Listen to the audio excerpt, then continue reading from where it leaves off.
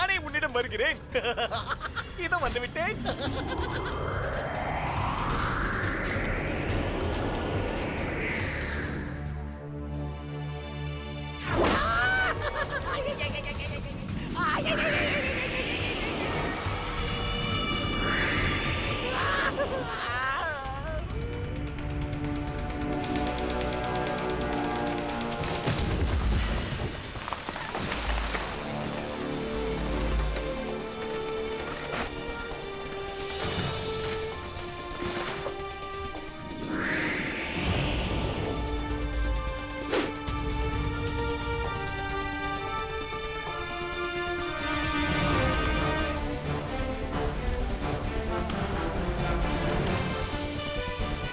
இப்பொழுதும் ஒன்றும் குறைந்து விடவில்லை. திரும்பிச் செல் விக்ரமா, திரும்பிச் செல். நான் என்றுமே உன் வசப்பட மாட்டேன்.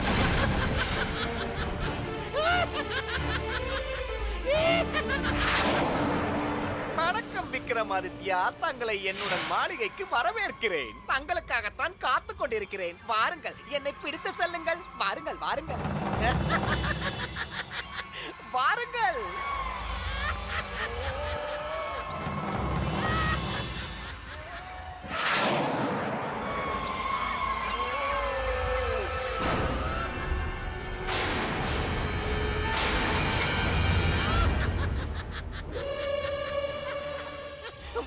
என் அருகில் வந்து என்னை பிடித்துக்கொள்.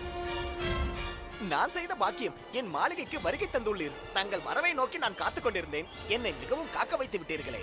வேண்டுமானால் தாங்கள் ஓய்வெடுங்கள், பிறகு குதிரையாக மாறுங்கள். தங்கள் முதுகில் நான் ஏறிக்கொள்கிறேன். என்ன மகாராஜரே, அங்கே என்ன பார்வை? அங்கே பார்த்து எந்த பலனும் இல்லை. நான் இங்கு நின்று கொண்டிருக்கிறேன். பாருங்கள், என்னை தூக்கிச் செல்லுங்கள். அற்புத பலசாலி, அரசருக்கெல்லாம் அரச சக்கரவர்த்தி என்னை பிடிக்க முடியாமல் தவிக்கிறார். வாருங்கள் வாருங்கள் வாருங்கள் வாருங்கள் வாருங்கள் வாருங்கள்.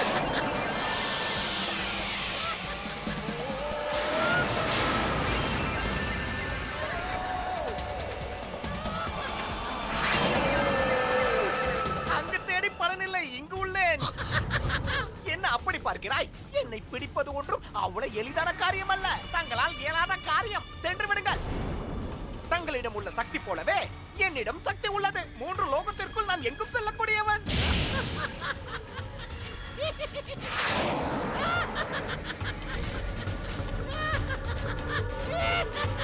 நீ ஒரு விசித்திரமான அரசர். உன் ராஜ்யத்தில் உள்ள பணியை எல்லாம் விட்டுவிட்டு இரவு முழுவதும் என்னை உன் தோளில் சுமந்து கொண்டு நான் கூறும் கதைகளை கேட்டு ரசிக்கிறாய். நான் கூறும் கதையை கேட்டு நீ ஆனந்தம் அடைகிறாய். அதனால் தான் அனைத்தையும் விட்டுவிட்டு என்னுடன் போராட வருகிறாய். பதில் கூறு, உண்மைதானே?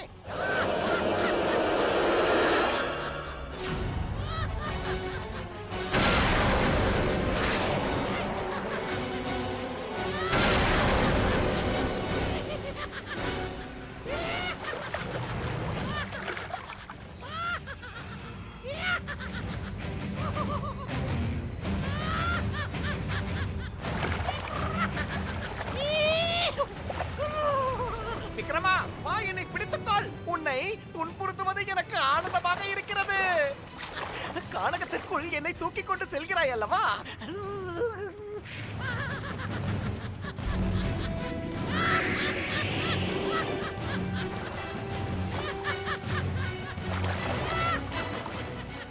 என்னது? அரசர் விக்ரமாதித்யரா? தங்களை வரவேற்கிறேன் அரசே. தற்சமயம் தாங்கள் வெளியே சென்று காத்திருந்தால் நல்லது. நான் இப்போது ஜலக்கிரீடை செய்து கொண்டிருக்கிறேன். அரசே, வாருங்கள் வாருங்கள், என்னை பிடித்துக் கொள்ளுங்கள். வாருங்கள், ஏன் இப்படி தயக்கம்? வாருங்கள், என்னை பிடித்துக் கொள்ளுங்கள். அரசே, விக்ரமாதித்யா, என்னை பிடித்துக் கொள்ளுங்கள். நீங்கள் ஏன் தயங்குகிறீர்கள்? வாருங்கள் வாருங்கள், என்னை பிடித்துக் கொள்ளுங்கள். தயக்கம் வேண்டாம். வேண்டாம் விக்ரமா, இந்த இச்சாசக்தி பானத்தை என் மீது தொடுக்காதே. அதை கண்டாலே அச்சம். போன முறைப்பட்ட அந்த காயமே இன்னும் ஆறவில்லை.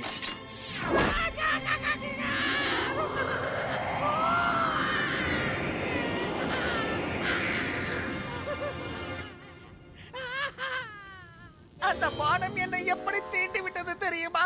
மிகவும் வலிக்கிறது. இது போல் இனி எப்பொழுதும் செய்யாது. மிகவும் வலிக்கிறது.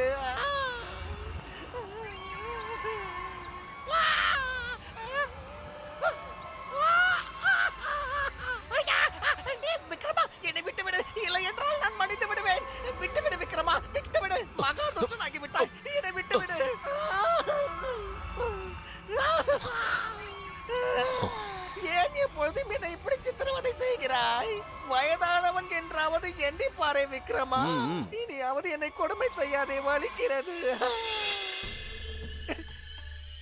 ஏன் இப்படி முரண்டு பிடித்துக் கொண்டிருக்கிறாய் விக்ரமா? எப்பொழுதும் என்னை இங்கிருந்து அழைத்து செல்கிறாய். உன்னிடம் பிடிபடக்கூடாது என்று முயற்சிக்கிறேன். நீ ஏதாவது மாயம் செய்து என்னை எப்படியாவது பிடித்து விடுகிறாய்.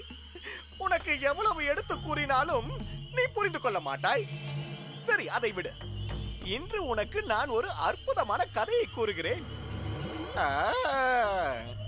வர வர என்னுடைய கதையை கேட்க உனக்கு ஆனந்தமாகிவிட்டது. நான் இன்று உனக்கு பல்ல நாட்டு ராஜகுமாரனாகிய ஜெயமூர்த்தியின் கதையை உனக்கு கூறுகிறேன். அவன் இயற்கையை மிகவும் நேசித்தான். அதே போல் மரம் செடி கொடிகளும் அவனை மிகவும் நேசித்தது. அவனுடைய காலடி சத்தம் கேட்டால் போதும், பூக்கள் அவன் மீது தானாகவே சொரிய ஆரம்பித்துவிடும். ஆஹா, இன்று மிகவும் அன்போடு இருக்கிறாய்.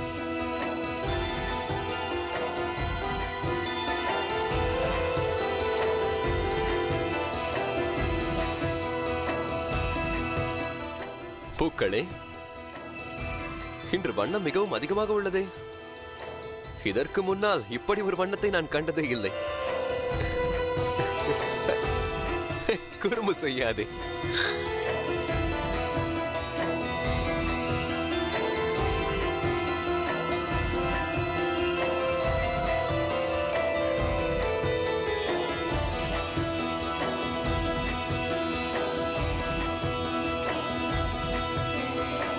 ஆஹா, நீங்கள் கூறுவது எனக்கு புரிகிறது. நீங்கள் மாறவே மாட்டீர்களா?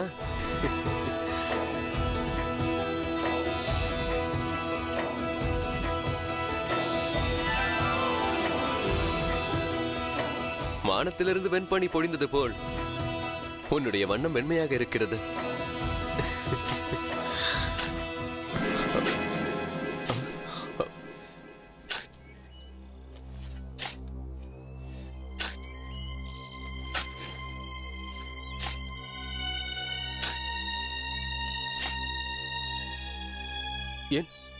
ஏன் இதை நீக்குகிறீர்கள்? காய்ந்து போன இந்த மரம் வெகு நாட்களாக இப்படியே இருக்கிறது. இதை வேரோடு பிடுங்க போகிறேன். வேண்டாம், அவ்வாறு கூறாதீர்கள். இது மீண்டும் துளிர்க்க ஆரம்பித்துவிடும். நானே இதை பாதுகாக்கிறேன். இளவரசே, இது முழுமையாக காய்ந்து விட்டது.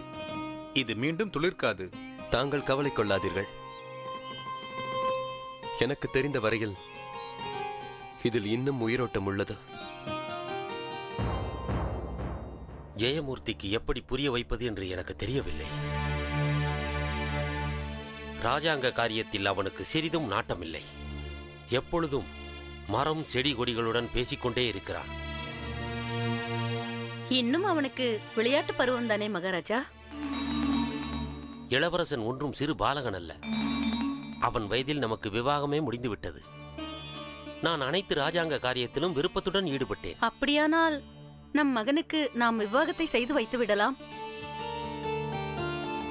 அப்பொழுது பொறுப்பும் வந்துவிடும். தானாகவே ராஜாங்க காரியத்தில் ஈடுபடுவான். நான் நினைத்ததையே தான் தாங்களும் நினைத்துள்ளீர்கள். சரி, இது குறித்து நம் அண்டை நாடுகளுக்கு நான் செய்தி அனுப்புகிறேன். அவர்கள் இளவரசிகளுடன் நம் அரண்மனைக்கு வருவார்கள்.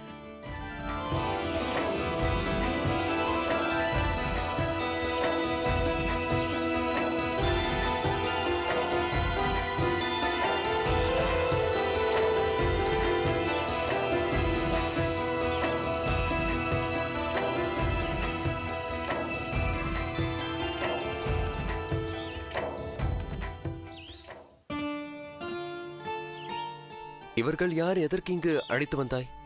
இவர்கள் அனைவரும் இளவரசிகள். அரசர்தான் இவர்களை தங்களிடம் அழைத்து செல்லுமாறு கட்டளையிட்டார். இவர்களில் யாரை தங்களுக்கு பிடித்துள்ளதோ அவர்களை தங்களுக்கு மணமுடித்து வைப்பார்கள்.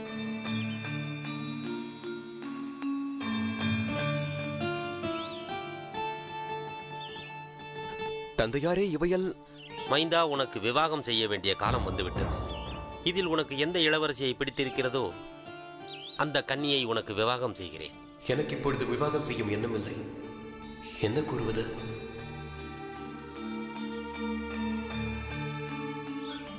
என் ஆருயிர் நண்பர்களே, நீங்கள் தான் எனக்கு உதவி செய்ய வேண்டும். உங்களை தவிர வேறு யாரும் எனக்கு உதவி செய்ய இயலாது.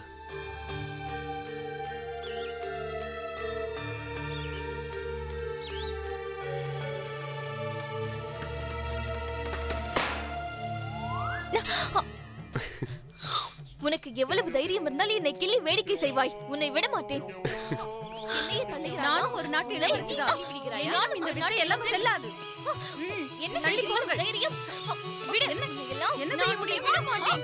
விடு, விடு என்னை. அது கேள். விடு. என்ன தீவிரம் உனக்கு? உனக்கு நானும் ஒரு இளவரசிதான். விடு என்னை. விடு என்னை. என்று சொல்கிறேன். விடு. விடு. நான் சொல்வதை கேள்.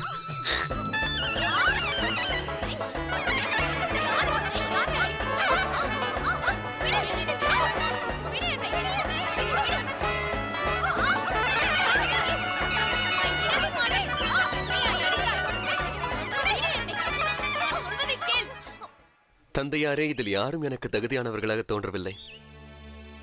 தாங்கள் என் விவாகத்தை பற்றி கவலையுற வேண்டாம். இயற்கை அன்னையே எனக்கு நான் மணக்க வேண்டிய கன்னியை தேடித் தருவாள். கண்டாயா விக்ரமா? ஜெயமூர்த்தி எப்பொழுதும் செடி கொடிகளுக்கு அன்புடன் சேவைகளை செய்தான். அவனிடம் யார் என்ன கூறினாலும் கேட்பதும் இல்லை, செயல்படுவதும் இல்லை. ஜெயமூர்த்தி அந்த காய்ந்த செடிக்கு சேவை செய்தான். இரவு பகல் பாராது உழைத்தான்.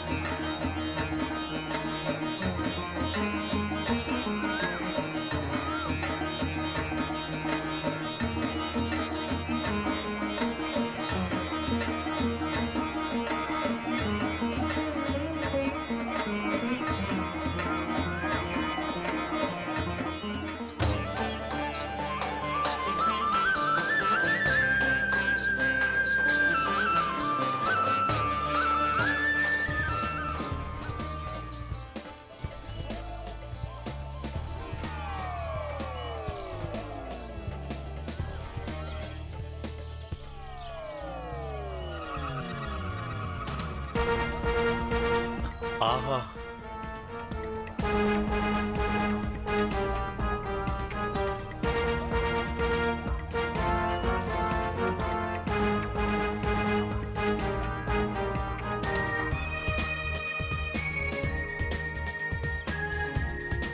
இளவரசே, இது தங்களின் சேவைக்கும் உழைப்பிற்கும் கிடைத்த பயன். காய்ந்து போன மரம் இன்று பசுமையாக மாறிவிட்டது. ஜெயமூர்த்தியே, உன்னுடைய சேவையைக் கண்டு மிகவும் மகிழ்வுற்றேன்.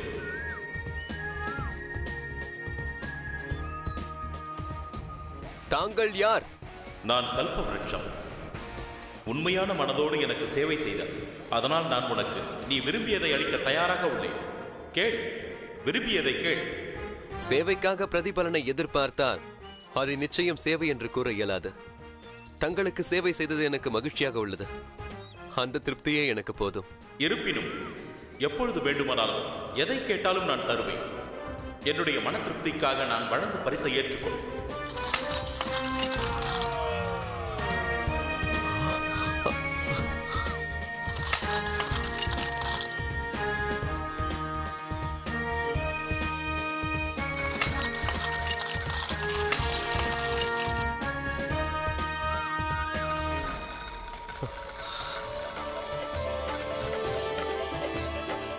பார்த்தாயா விக்ரமா?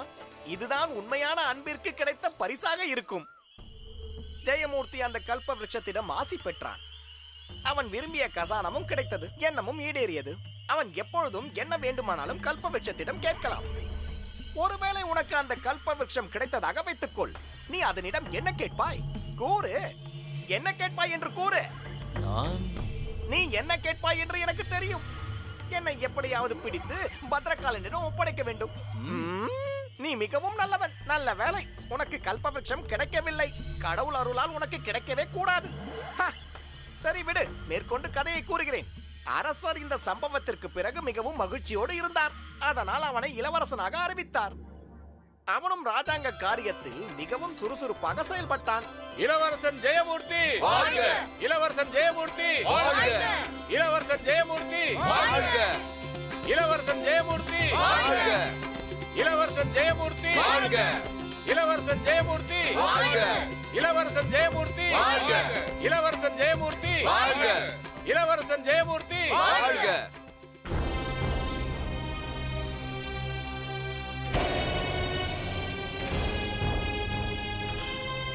எனக்கு இந்த பொற்காசுகள் தேவையில்லை இளவரசே.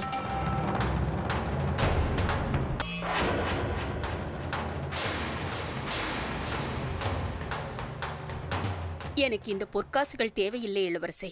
பிறகு தங்களுக்கு என்ன வேண்டும்? விருப்பத்தை கேளுங்கள், தருகிறேன். பாதுகாப்பு. எங்களை காப்பாற்றுங்கள் இளவரசே. நாங்கள் வசிக்கும் கிராமத்தில் வானத்திலிருந்து ராட்சத பறவை வருகிறது.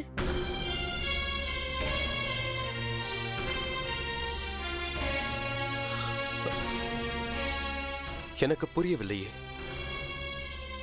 நான் நாக இனத்தை சேர்ந்தவள் இளவரசே. நாங்கள் ஒவ்வொரு அமாவாசையும் ஒவ்வொரு பௌர்ணமியிலும் நாக அரசனுக்கு பூஜை செய்கிறோம்.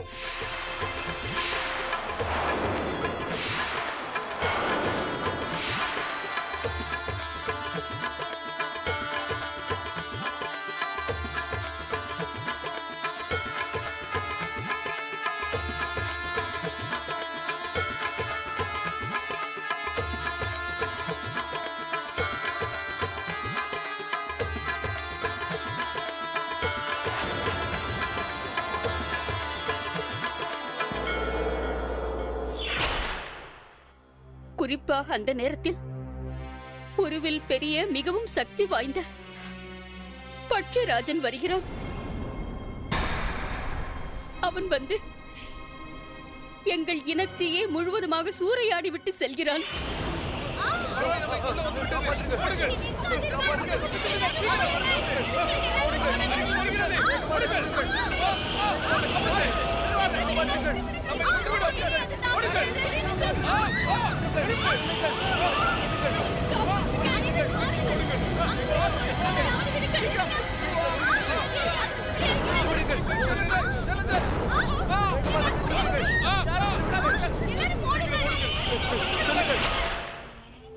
ஒவ்வொரு 15 நாட்களுக்கு பிறகும் இவ்வாறாக சூறையாடி விட்டு போகிறது. எங்கள் குடும்பத்தாரை இழந்து தவிக்கிறோம். நாங்கள் அவனிடம் மிகவும் கெஞ்சி பார்த்தோம். அதன் பிறகு அவன் எங்கள் கோரிக்கையை ஏற்றான். அதன் பிறகு அக்னியால் அவன் அழிப்பதை நிறுத்திவிட்டான். ஒவ்வொரு அமாவாசையும் பௌர்ணமியும் தவறாது வருகிறான். எங்கள் இனத்தை சேர்ந்த யாராவது ஒரு இளைஞன் அவனுக்கு போஜனமாக வேண்டும். தன்னை பலியிடுகிறார்கள்.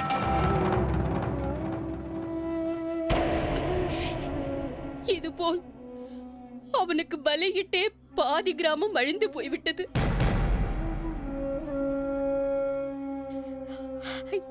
இளவரசே, தாங்கள் மட்டும் எங்களுக்கு உதவி செய்யவில்லை என்றால் எங்கள் இனம் முழுவதுமாக அழிந்து போய்விடும். இளவரசே, காப்பாற்றுங்கள். கவலை விடாதீர்கள் தாயே. நான் தங்களது கிராமத்திற்கு வந்து தங்கள் இனத்தை காப்பேன். அந்த பட்சிராஜனை அழித்து விடுகிறேன்.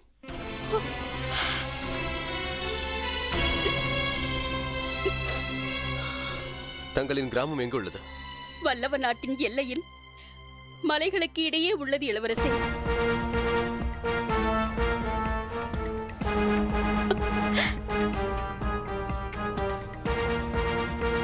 உத்தரவு தாருங்கள் தந்தையாரே. சென்று வென்று வா. செல்.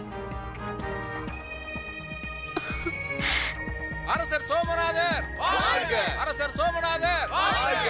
அரசர் சோமநாதர் வாழ்க!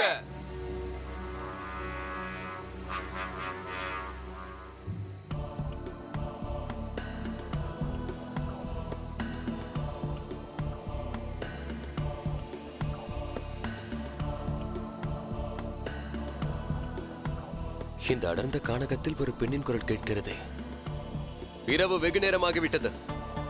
நாம் இந்த இடத்திலேயே கூடாரம் அமைப்போம். நான் இதை வந்து விடுகிறேன்.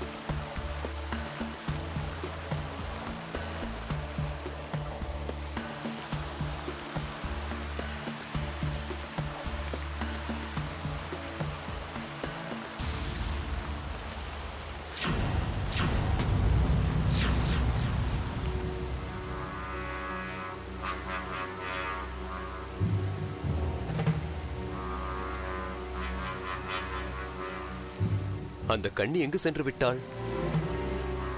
இங்குதானே இருந்தாள். என் ஆருயிர் செடி கொடிகளே, அந்த கண்ணி எங்கு சென்றாள் என்று கூறுங்கள்.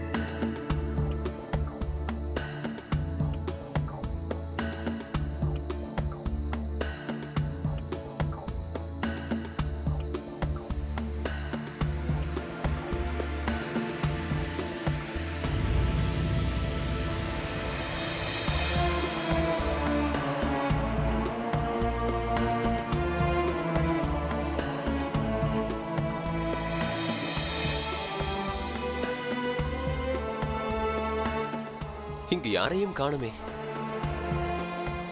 ஆனால் இந்த சிலை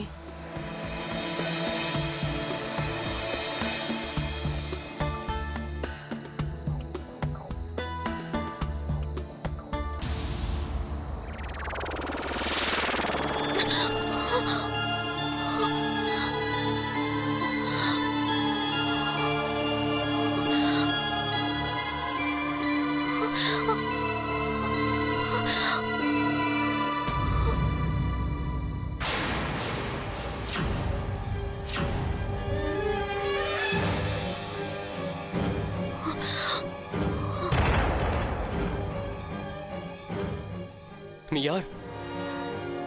நீ எப்படி கற்சிலையாக மாறினாய்? எனது பெயர் நந்தினி. நான் விஜயநகர அரசரின் இளவரசி ஆவேன். என்னுடைய அறியாமையால் ஒரு முனிவரின் நந்தவனத்தை வீணாக்கி விட்டேன். அந்த ரிஷி என்னை கற்சிலையாகும்படி சாபம் கொடுத்து சென்று விட்டார். நான் அவரிடம் கெஞ்சினேன். அதற்கு இரவில் சில நொடிகள் பெண்ணாக மாறுவாய் என்றார். என் தந்தையாரும் அந்த முனிவரிடம் கெஞ்சினார். அதற்கு வரப்பிரசாதமாகத்தான் இயற்கையை நேசிக்கும் ஒரு மானிடன் என்னை தீண்டியதும் எனக்கு சாப விமோச்சனம் கிடைக்கும் என்றார். தங்கள் சாபத்தை நிவர்த்தி செய்யும் பாக்கியத்திற்கு நான் மகிழ்கிறேன்.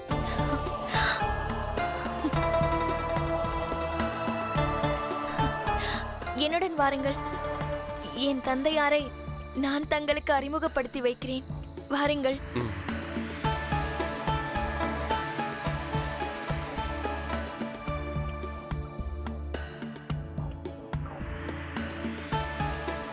என் மகளின் சாபம் நிவர்த்தியாகிவிட்டது. இது எனக்கு மகிழ்ச்சியாக உள்ளது.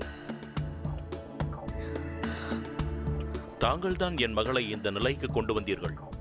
அதனால் அவள் வாழ்க்கையில் தங்களுக்கு உரிமை உள்ளது.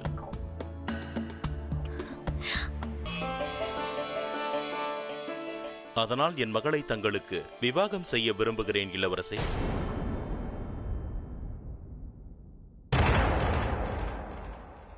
தங்களின் இந்த வேண்டுகோளை ஏற்க என்னால் இயலாத அரசே.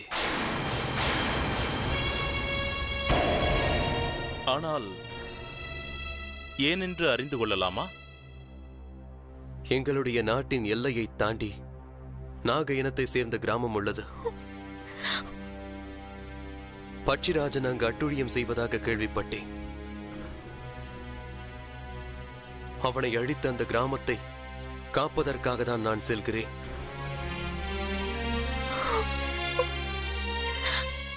அந்த பக்ஷிராஜன் மிகவும் சக்தி வாய்ந்தவன். அவனை வெல்வது என்பது எந்த மானிடராலும் முடியாது. அதனால் தான் தங்களின் விவாக கோரிக்கையை மறுத்தேன்.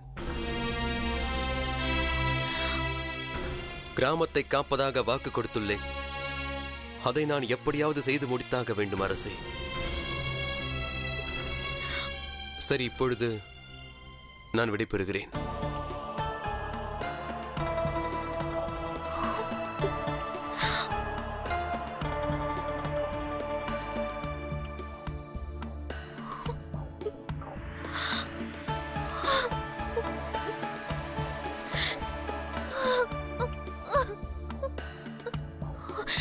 இளவரசே,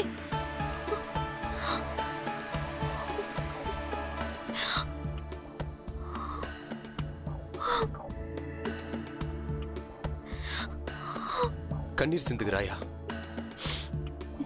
இளவரசே, நான் தங்களை கண்ட அந்த நொடி முதல் தங்களை மனமாற நேசிக்க ஆரம்பித்து விட்டேன். அது மட்டுமல்ல, என் மனதில் பதியாகவும் தங்களை வரித்து விட்டேன். இளவரசே, கையை கோர்த்து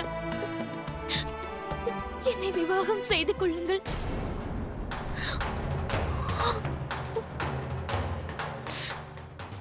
நந்தினி, நானும் உன்னை நேசிக்க ஆரம்பித்து விட்டேன்.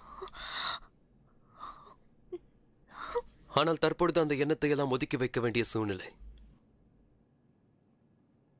நான் எப்படியும் நாக இனத்தை காப்பாற்றியாக வேண்டும். என்னை மன்னித்துவிடு நந்தினி. சிறு வயது முதல் இன்று வரை நான் கற்சிலையாகவே வாழ்ந்தவள். என்று எனக்கு புத்துயிர் வந்தும் பிரயோஜனமில்லை. என் மகிழ்ச்சியை பறித்து விடாதீர்கள் இளவரசே. வாழ்நாள் முழுவதும் தங்களுக்கு சேவை செய்வேன். என்னை விவாகம் செய்து கொள்ளுங்கள். முதலில் நான் என்னுடைய கடமையை செய்தாக வேண்டும்.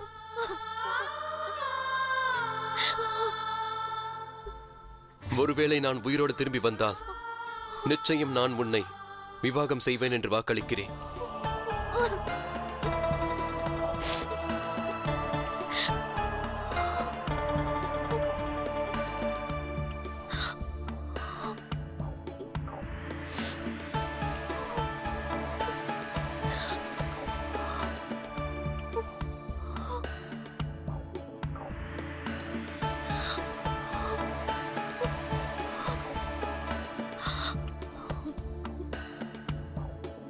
பார்த்தாயா விக்ரமா?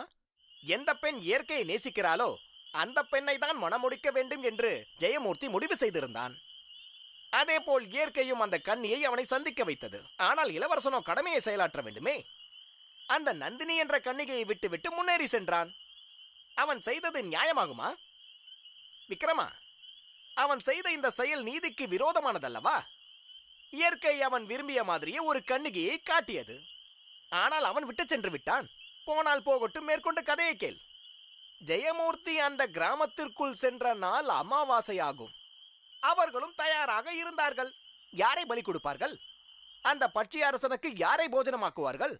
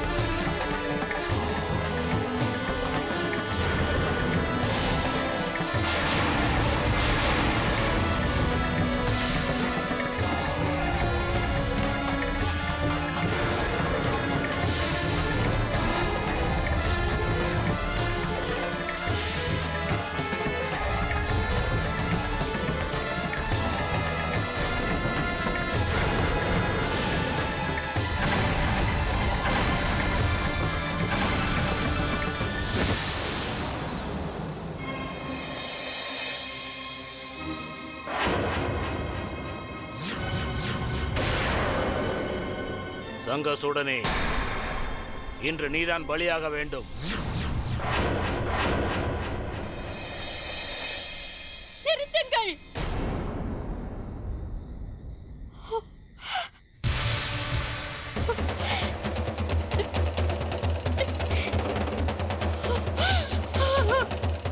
வேண்டாம், என் மகனை பலியிடாதீர்கள். இவன் நம் இனத்து இளவரசர். ஜெயமூர்த்தி இளவரசரும் வந்து கொண்டே இருப்பார். அவர் நிச்சயம் இதற்கு ஒரு தீர்வு காண்பார். இவனை பலியிட வேண்டாம். என் மகனை விட்டு விடுங்கள். இவனை பலியிட வேண்டாம். இம்முறை விட்டு விடுங்கள்.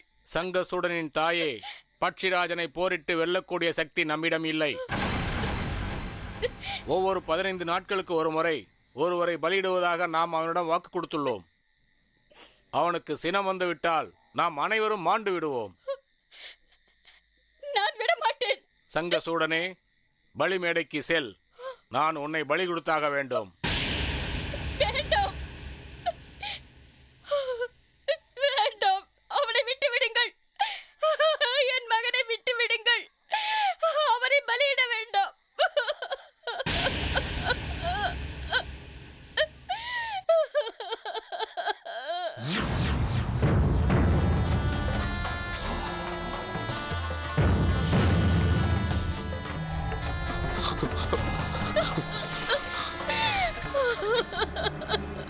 என்னவாயிற்று தாயே?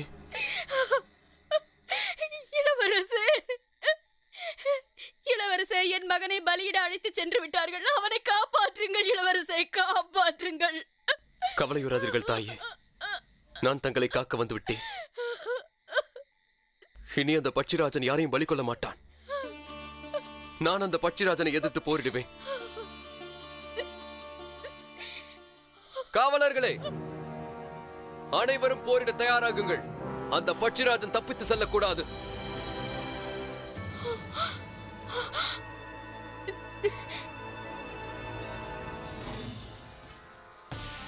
நிறுத்துங்கள். என் மகனை பலியிட வேண்டிய அவசியமில்லை. இளவரசர் நம்மை காப்பாற்ற வந்து விட்டார். அவர் நிச்சயம் காப்பாற்றுவார். இவனை விட்டு விடுங்கள். இவனை பலியிட வேண்டாம்.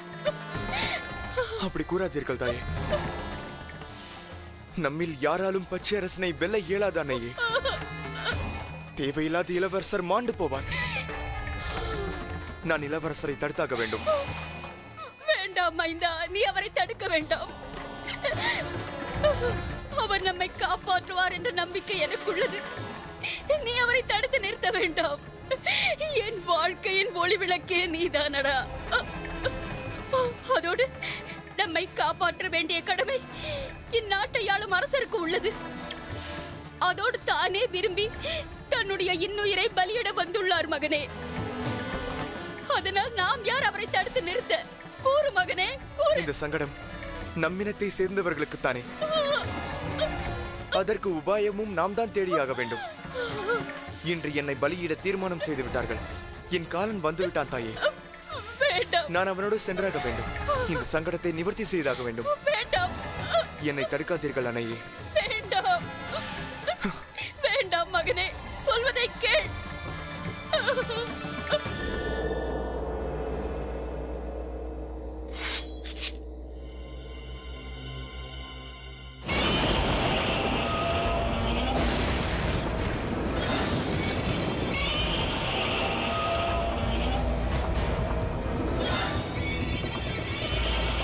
யார் நீ?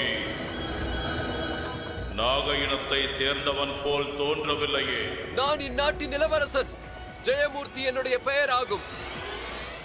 இன்று யாரையும் உன்னுடைய போஜனமாக நீ உண்ணக்கூடாது. அப்படி செய்தால் உன்னை நான் கொன்று விடுவேன். தாக்குங்கள்!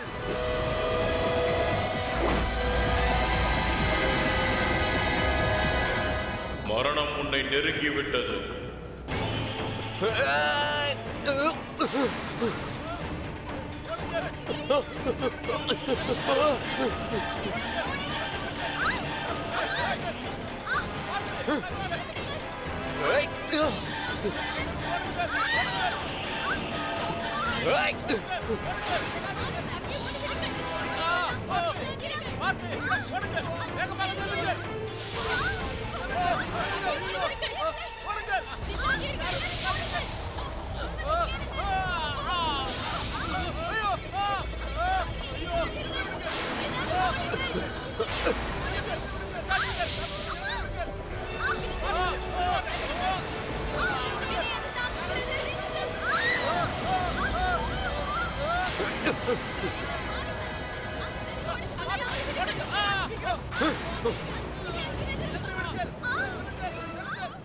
இன்று நான் யாரையும் விடப்போவதில்லை.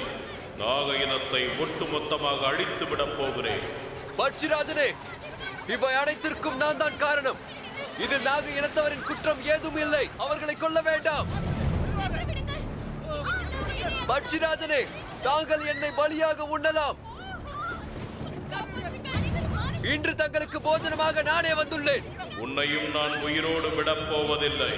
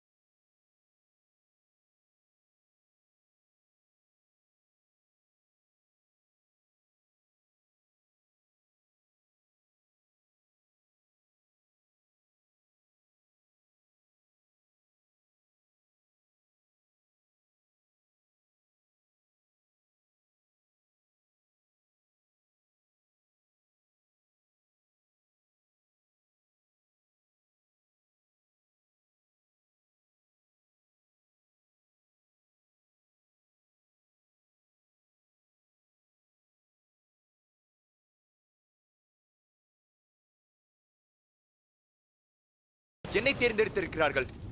தாங்கள் பலியாக என்னை ஏற்றுக்கொள்ளுங்கள். வேண்டாம் சங்கசூடா.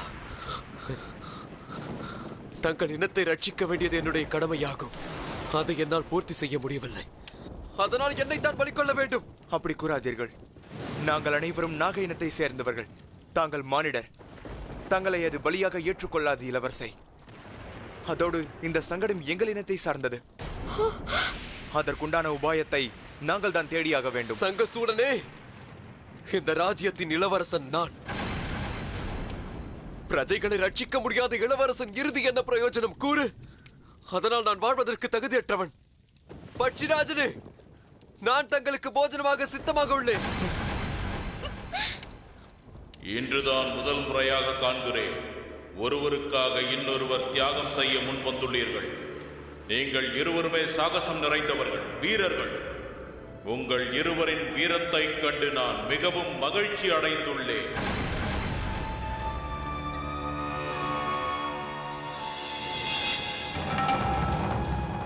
பட்சிராஜனே, தாங்கள் மகிழ்ந்தது உண்மையானால் தயை கூர்ந்து என் வேண்டுகோளை ஏற்றுக்கொள்ளுங்கள். இதற்கு மேல் தாங்கள் இந்த நாகங்களை போஜனமாக உண்ணக்கூடாது, யார் உயிரையும் பறிக்கவும் கூடாது. இதற்கு மேல் தங்களின் போஜனத்திற்கு எந்த குறையும் வராத வண்ணம் நான் பார்த்துக் கொள்கிறேன். தங்கள் கோரிக்கையை நான் ஏற்றுக்கொள்கிறேன்.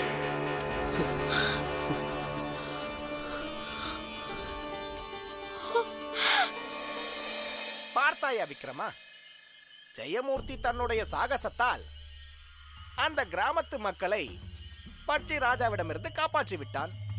அவர்களை காப்பாற்ற வேண்டும் என்பதற்காக தன் உயிரையும் பொருட்படுத்தவில்லை. ஆனால் விக்ரமா, சங்கசூடனும் அவனுக்கு இளைத்தவன் அல்ல. அவனும் தன்னுடைய சாகசத்தை வெளிப்படுத்தினான். இளவரசனுக்காக அவன் தன் உயிரையும் பலி கொடுக்க தயாரானான். என் சந்தேகம் என்னவென்றால், இந்த இருவரில் யார் மகான்? ஒருவன் அனைத்தையும் இழக்க தயாராக இருந்தான், இவர்களை காப்பாற்ற தன் காதலையும் விட்டுக் கொடுத்தான். மற்றொருவன் தன் இன மக்களை காப்பாற்றும் பொருட்டு தன் உயிரையே பணயம் வைக்க தயாரானான். கூறு விக்ரமா, இந்த இருவரில் யார் பெரிய மகான்? இந்த பலிதானத்தில் எது உன்னதமானது?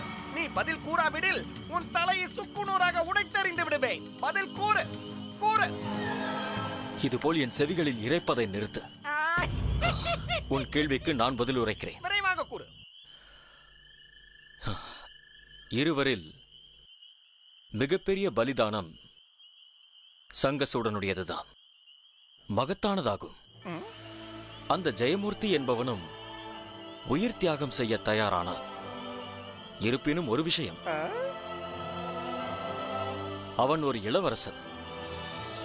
ஒரு அரசனானவன் இவ்வாறு செய்வது தன் கடமையை நிறைவேற்றுவதாகும்.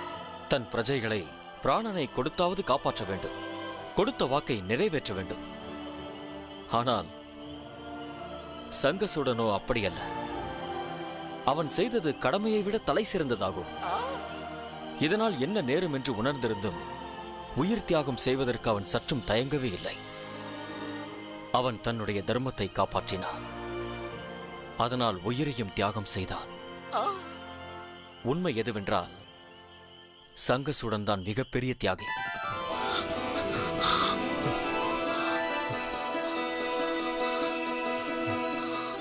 சங்கசூடனே, இனி நீ என்னுடைய தோழன்.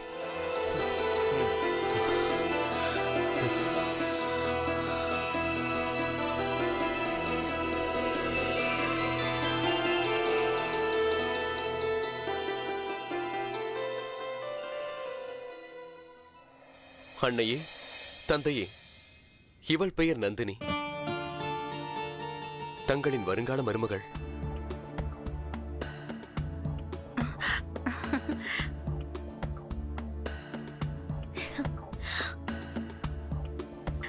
வாமா.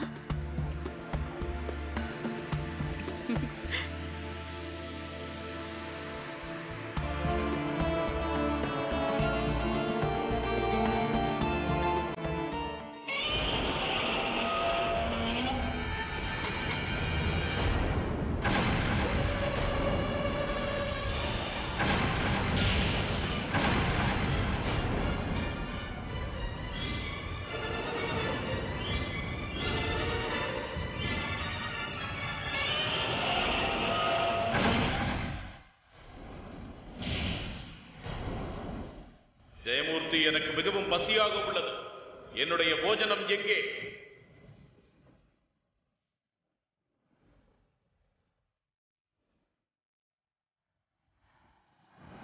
கல்பவிருட்சமே, என் விருப்பத்தை நிறைவேற்றுவதாக வாக்களித்தீர்கள். இன்று முதல் இந்த பட்சிராஜனின் போஜனத்தை தங்களிடம் ஒப்படைக்கிறேன்.